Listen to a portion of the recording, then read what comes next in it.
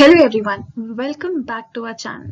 So today officially we are starting with the first chapter of Indian economic development. So please like, share and subscribe to our channel. So this chapter is about the Indian economy on the eve of independence. So we have tried to explain the chapter and also give the notes. We know that the gist of the chapter has been explained in many places, but the notes are something which is very important for the examination point of view. So we have tried to give you the gist of the chapter with the notes as well. So let's get started with this chapter. So this chapter, why are we studying this? हम क्यों पढ़ रहे हैं ये topic, या हम ये book ही क्यों पढ़ रहे हैं?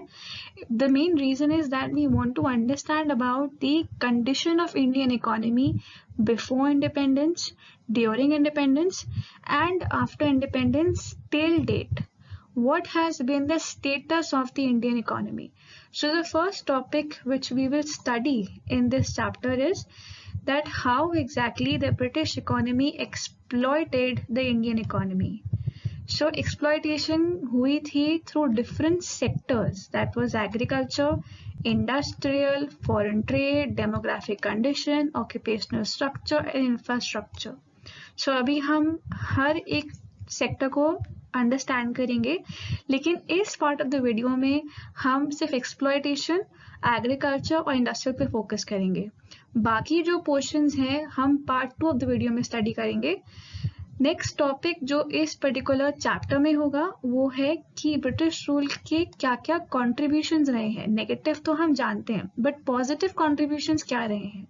कई बार एग्जामिनेशन में पूछा जाता है कि पॉजिटिव कॉन्ट्रीब्यूशंस क्या हैं, एंड उस टाइम पे जो स्टूडेंट्स हैं दे गेट ब्लैंक, क्योंकि वो उनको समझ में नहीं आता कि क्या लिखें, क्योंकि उन्होंने सिर्फ नेगेटिव ही पढ़ा होता है कि इकोनॉमी को डिप्लीट कर दिया, स्टैग्नेट कर दिया, बैकवर्ड बना दिया, और उस टाइम पे कुछ आंसर में लिखने के लिए नहीं आता है. तो ये हमारा फोकस रहेगा. And lastly we study about the features of Indian economy during independence. So ये जो लास्ट टॉपिक है ये हमेशा 6 मार्क क्वेश्चन में पूछा जाता है कि explain the features of Indian economy during independence. कैसी थी इंडियन इकोनॉमी. सो ये सब चीज़ें इस चैप्टर में हम कवर करेंगे जो एग्जामिनेशन पॉइंट ऑफ व्यू से बहुत ही ज़्यादा इम्पॉर्टेंट है. So we'll move on to the first topic. So class first topic जो है हमारा, it is about the exploitation of Indian economy under the British rule. जब हम बात करते हैं कॉलोनियल टर्म की, तो इसका मतलब क्या है. ये एक सिस्टम है जहाँ पे पॉलिटिकल या सोशल रिलेशंस जो होते हैं वो दो कंट्री के बीच में होते हैं. एक कंट्री होती है रूलर और एक कंट्री होती है कॉलोनी. ये रिलेशनशिप आता कहाँ से है. आइदर रूलिंग कंट्री जो होती है वो कॉलोनी पे अपना हक जमाती है थ्रू वॉर या थ्रू सम सोशल, इकोनॉमिक और पॉलिटिकल रिलेशनशिप्स. जैसे कि हुआ इंडिया के केस में, ब्रिटेन ने इंडिया को 200 ईयर्स के लिए रूल किया रूलर बन के, और इंडिया बन गई एक कॉलोनी. तो जब इंडिया एक कॉलोनी बन गई, इंडिया में एक्सप्लॉयटेशन हुआ, बिकॉज ये कॉलोनी बन गई तो 3 सेक्टर्स में बहुत ही ज़्यादा एक्सप्लॉयटेशन हुआ. वो 3 सेक्टर्स कौन से रहे. एग्रीकल्चर पहला सेक्टर था जहाँ पे एक्सप्लॉयटेशन शुरू हुआ. और इस सेक्टर में एक्सप्लॉयटेशन हुआ क्यों. What was the reason. The main reason was कि हमारी जो इकोनॉमी थी वो एक एग्रेरियन इकोनॉमी थी. अभी भी एग्रेरियन इकोनॉमी है, बट उस टाइम में तो ऑलमोस्ट हमारा जो 85% हमारा जो इनकम था वो एग्रीकल्चर से ही आता था. ओके, सो उन्होंने क्या किया ब्रिटिशर्स ने, उन्होंने जमींदारी सिस्टम को लॉन्च किया, जिसकी वजह से हमारा जो एग्रीकल्चर सेक्टर था वो टोटली एक्सप्लॉइट और डिप्लीट होता गया. राइट. अब ये कैसे हुआ. जमींदारी सिस्टम में 3 स्टेक होल्डर्स होते हैं. पहला होता है आपका ब्रिटिश गवर्नमेंट या रूलिंग गवर्नमेंट जो कॉलोनी को रूल करता है. सेकेंड आता है आपका जमींदार्स, एंड थर्ड होता है आपका टिलर्स. गवर्नमेंट सब जानते हैं क्या होती है, जो कंट्री को रूल कर रही है, जो कंट्री को चला रही है। Zamindars are basically owners of the land, इनके पास सारे ओनरशिप होती है।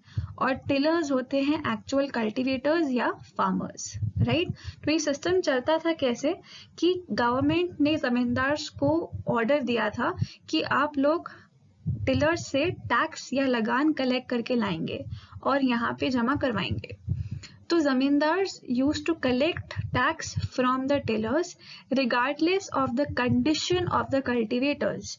इवन अगर टिलर्स या फार्मर्स जो हैं उनके पास पैसे नहीं हैं, तब भी उनको रेंट देना पड़ता था।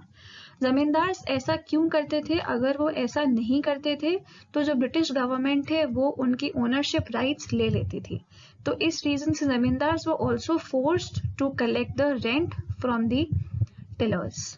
ओके, सो इस रीजन से क्या हुआ, इस सेक्टर में कोई भी डेवलपमेंट नहीं हुई। एग्रीकल्चर सेक्टर में किसी ने भी इन्वेस्ट नहीं किया, गवर्नमेंट ने इन्वेस्ट नहीं किया, उनको कोई इंटरेस्ट नहीं था, उनका इंटरेस्ट सिर्फ ब्रिटेन में था। जमींदार्स ने इन्वेस्ट नहीं किया, उनके पास पैसे नहीं होते थे ज़्यादा, एंड प्लस उनका भी ज़्यादा इंटरेस्ट नहीं था, उनको नॉलेज भी नहीं थी ज़्यादा। टिलर्स ने इन्वेस्ट क्यों नहीं किया? बिकॉज उनके पास पैसे ही नहीं थे इन्वेस्ट करने के लिए। They were already under misery, they were already under tension. तो इन 3 रीजन्स को हम एक्सप्लेन कर सकते हैं कि कैसे जमींदारी सिस्टम के थ्रू इस सेक्टर में एक्सप्लॉयटेशन हुआ। नेक्स्ट अगर हम बात करें इंडस्ट्रियल सेक्टर की, तो इंडस्ट्रियल सेक्टर में एक्सप्लॉयटेशन कैसे हुआ? बेसिकली हमारा जो इंडस्ट्रियल सेक्टर था ब्रिटिश रूल के पहले, ब्रिटिश रूल के एडवेंट का मतलब होता है स्टार्ट के पहले हमारा जो इंडस्ट्रियल सेक्टर था वो बहुत ही अच्छा था। It was well known for its handicrafts यानी हाथ का काम, हाथ की कारीगरी। हमारा जो हाथ की जो कारीगरी थी वो बहुत ही ज़्यादा उस टाइम पे रेप्यूटेड थी, बहुत ज़्यादा क्वालिटी के लिए मानी जाती थी, जिसकी वजह से हम इंटरनेशनली नोन थे, राइट। लेकिन ब्रिटिशर्स ने आके ये सब चीज़ें डिस्ट्रॉय कर दी। और कैसे डिस्ट्रॉय करी? By imposing a heavy duty. उन्होंने एक हेवी टैक्स लगा दिया ऑन एक्सपोर्ट ऑफ हैंडीक्राफ्ट्स, जिसकी वजह से फॉरेन डिमांड जो था वो कम हो गया। फॉरेनर्स ने डिमांड करना बंद कर दिया हमारे हैंडीक्राफ्ट्स को, और डोमेस्टिक डिमांड भी कम हुई। और कैसे कम हुई? जब ब्रिटिश गवर्नमेंट ने अपने फिनिश्ड गुड्स को ड्यूटी फ्री मंगवाना शुरू कर दिया, और वो जो गुड्स थे वो चीपर थे एज कम्पेयर टू हैंडीक्राफ्ट्स, जिसकी वजह से हमारे हैंडीक्राफ्ट्स कंपटीशन नहीं झेल पाए and finally they got destroyed. अगर हम बात करें इंटरनेशनल ट्रेड की, तो इंटरनेशनल ट्रेड में कैसे एक्सप्लॉयटेशन हुआ? Through a tariff policy. Now this tariff policy was discriminatory कैसे? बिकॉज ये कहती थी कि इंडियन रॉ मटेरियल्स जो है वो यहाँ से ड्यूटी फ्री जाएंगे और जो ब्रिटिश गुड्स है वो वहाँ से ड्यूटी फ्री आएंगे। तो हम बन गए सिर्फ एक सप्लायर, इंडिया बन गई सिर्फ एक सप्लायर ऑफ रॉ मटेरियल्स, और ब्रिटेन बन गया इम्पोर्टर। ब्रिटेन ने इंपोर्ट करने शुरू कर दिए ब्रिटिश गुड्स वहां से, और इंडिया क्या बन गया? इंडिया बन गया सिर्फ एक मार्केट, एक lucrative market for British goods, जिसकी वजह से India became importer and Britain became exporter of raw materials, and hence because of this problem this trade sector got really very badly affected. Clear?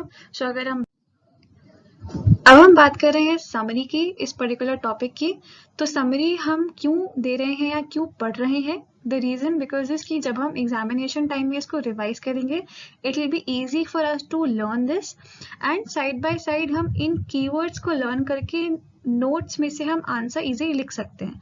अगर हमें ये keywords याद होंगे तो हम इजीली नोट्स में से इसको एक्सपैंड कर सकते हैं। This is the reason why हम समरी पे ज़्यादा फोकस से ज़्यादा स्ट्रेस कर रहे हैं कि आप इसको पढ़ो और इसको समझो। तो अगर हम समझें इसको तो इसका मतलब बेसिकली यही है कि इस एक्सप्लॉयटेशन की वजह से जो हमारी इकोनॉमी थी एग्रीकल्चरल सेक्टर में, इंडस्ट्रियल सेक्टर में और ट्रेड में, तीनों में ही स्टैग्नेंट हो गई और बैकवर्ड हो गई।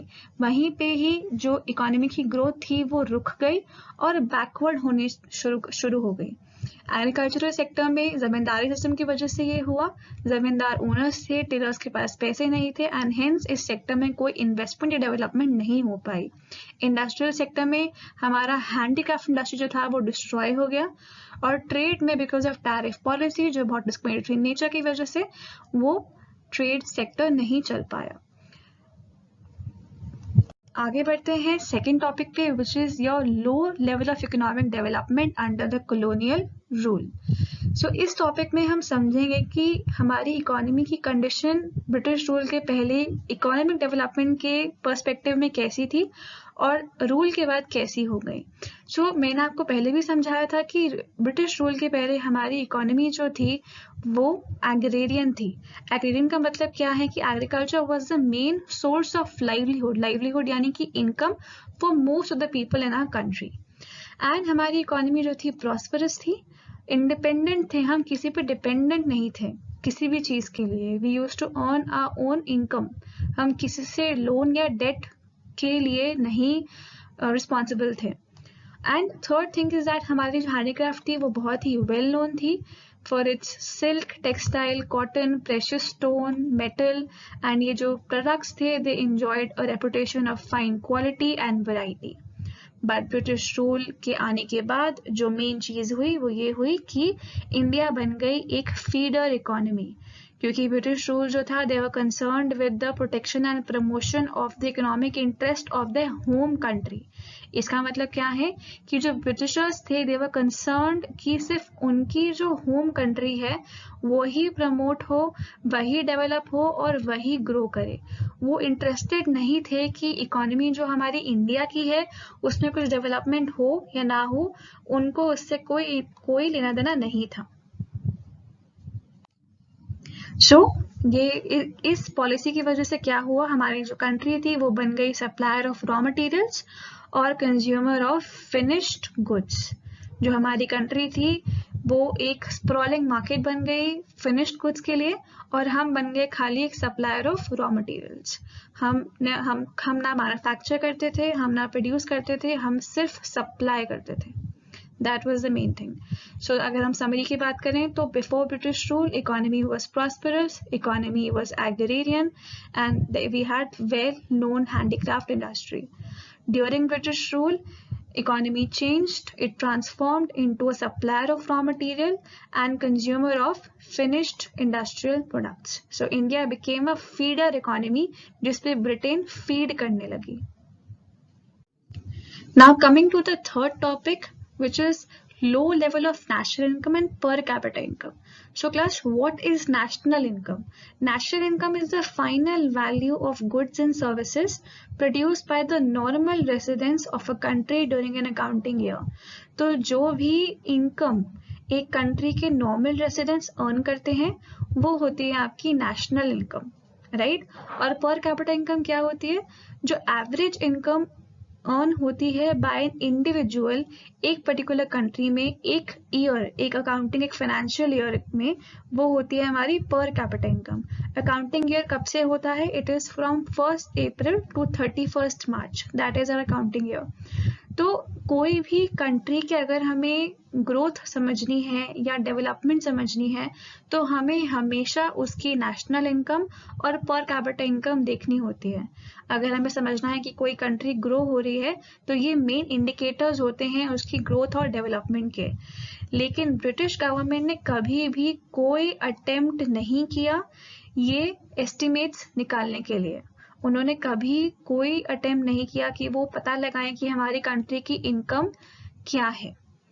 कुछ इंडिविजुअल अटेम्प्ट्स हुए, like Dada Bhai Naroji, William Digby, Finlay Shanas, VKRV Rao and RC Desai, they tried to make some attempts, but कुछ अटेम्प्ट्स जो थे वो कन्फ्लिक्टिंग थे और इनकन्सिस्टेंट थे बिकॉज उनके पास प्रॉपर डेटा नहीं था। But we consider that VKRV Rao के जो एस्टिमेट्स थे वो बहुत ही सिग्निफिकेंट थे। सो अकॉर्डिंग टू हिम हमारी जो कंट्री की जो फर्स्ट हाफ है 20th सेंचुरी की, उसमें हमारी जो ग्रोथ थी वो सिर्फ 2% थी और पर कैपिटा में जो ग्रोथ थी वो 0.5% थी। तो this was a very very small and meagre growth जिसमें कोई भी कंट्री कुछ भी ग्रो नहीं कर पाएगी। 20th सेंचुरी की बात करें तो ये टाइम है 1901 से लेके 2000 तक, लेकिन हम बात कर रहे हैं फर्स्ट हाफ की तो 1950 तक। ओके, सो समराइज करने के लिए हमने ये समझा कि British government never tried to estimate India's national and per capita income. VKRV's raw estimates were significant during this period, and during this time India grew only by 2% and per capita income only grew by 0.5%. So moving on to the next topic, which is the agricultural sector. So now we will understand that what exactly was the state of the economy of the agricultural sector during the independence time. So 85% of our country's population lived in villages, right? उस time पे कोई urban areas बहुत कम होते थे. So they obviously derived their income, livelihood from agriculture, right? And हमारी जो economy थी, हमारी जो country थी, वो self sufficient नहीं थी. अभी चल रहा है आत्मनिर्भर, हम आत्मनिर्भर नहीं थे, बिकॉज ऑफ विच हमारा जो सेक्टर था वो स्टैग्नेट कर रहा था. हम अभी भी ब्रिटिशर्स पर डिपेंड कर रहे थे for most of our commodities, because of which हमारा जो सेक्टर था वो स्टैग्नेट कर रहा था. अब इस सेक्टर के स्टैग्नेशन के पीछे रीजंस क्या हैं, अब हम वो रीजंस को समझेंगे. तो फर्स्ट रीजन था लैंड सेटलमेंट सिस्टम, जो हम पढ़ चुके हैं अभी फर्स्ट टॉपिक में, जिसका मतलब ये था कि 3 स्टेक होल्डर्स थे, government, zamindars and tillers. Zamindars owners थे, टिलर्स कल्टीवेट करते थे लैंड को, और जमींदार्स जो थे वो लगान लेते थे टिलर्स से, और जमींदार्स ने कुछ नहीं किया सेक्टर को इम्प्रूव करने के लिए, and hence this sector started depleting. Second, अगर हम बात करें रीजन जिसकी वजह से ये सेक्टर स्टैग्नेट या डिप्लीट कर गया, वो था इस सेक्टर की कमर्शियलाइजेशन, विच मीन्स दैट जब एक पर्टिकुलर सेक्टर में rather than producing food crops they were selling cash crops. So rather than producing for self consumption, they were producing for sale in the market. तो cash crops क्यों produce हो रहे थे? Cash crops क्या होते हैं? Cotton, Indigo, jute. ये ही क्यों प्रोड्यूस हो रहे थे? बिकॉज ये वाले जो गुड्स थे ये जाते थे रॉ मटेरियल्स बन के ब्रिटेन में, इसीलिए फार्मर्स को हाई प्राइस मिलता था ये गुड्स प्रोड्यूस करने के लिए, instead of wheat and rice जो सेल्फ कंजम्पशन के लिए प्रोड्यूस होता था. ऑब्वियसली उनको इस चीज से उनकी कोई कंडीशन इम्प्रूव नहीं हुई, because they were not producing food crops. तो उनको अल्टीमेटली जो है फूड क्रॉप्स के लिए अगेन भीख मांगनी पड़ती थी, या अगेन उसके लिए पैसा लेना पड़ता था. सो ऑब्वियसली इससे कोई कंडीशन इम्प्रूव नहीं हुई. सो ब्रिटिश रूल जो था उन्होंने फोर्सिबली हमारा जो पैटर्न है एग्रीकल्चर का, वो शिफ्ट किया from food crops to cash crops, so that those cash crops could be used as raw materials for British industries. ये सही चीज नहीं थी. थर्ड रीजन बात करें तो स्कैर्सिटी ऑफ इन्वेस्टमेंट. मैंने आपको बताया कि ना तो टिलर्स, ना तो जमींदार्स, ना तो government, no one of them was interested in investing in agriculture. और हमारी जो terracing, flood control, drainage, desalinization, ये सब चीज़ें जो थी बहुत ही अनडेवलप्ड थी as compared to other countries, जिसकी वजह से हमारा एग्रीकल्चरल सेक्टर में ग्रोथ बहुत ही कम हो रही थी. हमारा जो फर्टिलिटी थी लैंड की वो बहुत ही कम हो रही थी. हमारा जो क्रॉपिंग पैटर्न था वो खराब हो गया था, जिसकी वजह से कोई टेक्नोलॉजी, रिसोर्सेज कुछ काम नहीं आ रही थी. And the main reason for these things is that there was no investment in agricultural sector. यहाँ पे एक टर्म यूज हुआ है शेयर क्रॉपर्स. शेयर क्रॉपर्स का मतलब होता है basically that form of agriculture where a landowner allows a tenant to use the land in return for a share of the crops produced on their portion of land. तो जब particularly कोई भी tenant किसी जमींदार land owner का land use कर रहा है और उस पे कोई क्रॉप्स प्रोड्यूस कर रहा है, उस क्रॉप को प्रोड्यूस करने का कंडीशन क्या होता है कि वो उन क्रॉप्स की प्रोड्यूस को शेयर करेगा लैंड ओनर के साथ. तो उसका मतलब होता है शेयर क्रॉपिंग.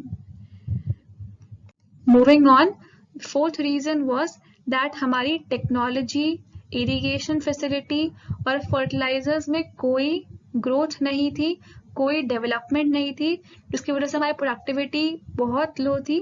फर्टिलिटी रेट बहुत लो था and hence this sector stagnated. तो अगर हम समराइज करें तो क्या कंडीशन थी हमारे इस सेक्टर की? there was uncertainty, there was low productivity, there was forced commercialization of agriculture, scarcity of investment, zamindari system की वजह से हमारा जो सेक्टर था वो स्टैग्नेट कर गया, and gap between owners and tillers यानी कि जमींदार्स एंड फार्मर्स। सो इस रीजन की वजह से हमारा ये सेक्टर स्टैग्नेट कर गया। आगे बढ़ते हुए इंडस्ट्रियल सेक्टर पे जाते हैं। तो ये सेक्टर भी बहुत ही पुअर स्टेट में था। किस रीजन से? इसके भी बहुत सारे रीजंस हैं। तो फर्स्ट अगर हम बात करें the decline of handicraft industry, और ये क्यों हुआ? Because of deindustrialisation. इसका मतलब क्या होता है? Reduction of industrial activity in an economy, यानी कि ब्रिटिश गवर्नमेंट ने बहुत सिस्टमैटिकली हमारी इस इंडस्ट्री को डिस्ट्रॉय किया bye introducing various tariff policies. They used to get raw materials from India at cheap rates to be used by upcoming modern industries in Britain, and they used to sell finished products of British industries and Indian market at higher prices. तो इसकी वजह से handicraft decline हो गई और Britishers के जो goods थे वो यहाँ बहुत ज़्यादा चलने लग गए, बहुत ज़्यादा डेवलप हो गए, और हमारी जो इंडियन मार्केट है वो सिर्फ ब्रिटेन को केटर करने लगी। सेकेंड रीजन कि क्यों इंडस्ट्रियल सेक्टर पुअर स्टेट में था was lack of capital goods industry. So capital goods क्या होते हैं? These are those goods which in turn produce other goods. So those kind of industries which can produce machine tools which in turn are used for producing articles for current consumption is capital goods industry, right? So कोई भी like tractor है, tractor एक capital good है। Capital good क्यों है? क्योंकि वो further use होता है व्हीट बनाने के लिए, राइट? सो इसी रीजन से हम कैपिटल गुड्स इंडस्ट्री की रिक्वायरमेंट होती है हर एक इकोनॉमी में, लेकिन हमारी इकोनॉमी में ये इंडस्ट्री डेवलप नहीं हुई थी। And because of this there was no industrial sector in India, and even the British rulers did not pay attention. उनको कोई इंटरेस्ट नहीं था कि वो कुछ इंडस्ट्री प्रमोट करें यहाँ पे, because they always wanted Indians to be dependent on Britain for the supply of capital goods and heavy equipment. So इस रीजन से, इस बेनिफिट से उन्होंने कभी कोई इंटरेस्ट नहीं लिया। सो ऑब्वियसली इस इंडस्ट्री के इस डिक्लाइन के बहुत ही एडवर्स इफेक्ट्स थे। पहला एडवर्स इफेक्ट क्या था कि अनएम्प्लॉयमेंट हो गया। जो लोग हैंडीक्राफ्ट इंडस्ट्री में ऑलरेडी एम्प्लॉयड थे वो अनएम्प्लॉयड हो गए क्योंकि वो इंडस्ट्री खत्म हो गई। तो ऑब्वियसली अब वो जो लोग अनएम्प्लॉय हुए वो कहाँ जाएंगे? वो जाएंगे एग्रीकल्चरल सेक्टर में, जिसकी वजह से there was a heavy burden on agricultural sector which led to overcrowding and disguised unemployment. And secondly हमारी जो इंडियन मेड गुड्स थे they could not withstand the foreign competition, जिसकी वजह से हमारे जो इंडस्ट्री थी वो फर्दर डिक्लाइन हो गई, right? They could not withstand the competition of machine made cheap goods obviously, and because of this reason वो decline कर गया। Fourth reason is इस सेक्टर का कोई contribution नहीं था GDP के अंदर, because there was no industry, there was hardly any particular growth in this sector, so there was a very minimal contribution to GDP for this particular sector. Then lastly public sector की जो role थी वो बहुत ही confined थी। इस sector में भी कोई ग्रोथ नहीं आई, सिर्फ railways, power generation, communication, ports and other departmental undertakings में डेवलपमेंट आई। पर ये डेवलपमेंट क्यों आई? सिर्फ ब्रिटिशर्स के पर्सनल इंटरेस्ट के लिए। रेलवेज डेवलप किया अपने लिए ताकि वो इजीली गुड्स को ब्रिटेन भेज सकें। पावर जनरेशन किया ताकि इजीली उनकी जो इंडस्ट्रीज हैं जो वो यहाँ उन्होंने लगाई है वो इजीली चल सके। Communication again for Britain, ports again for transportation to Britain. So all these things were developed only for their own personal benefit.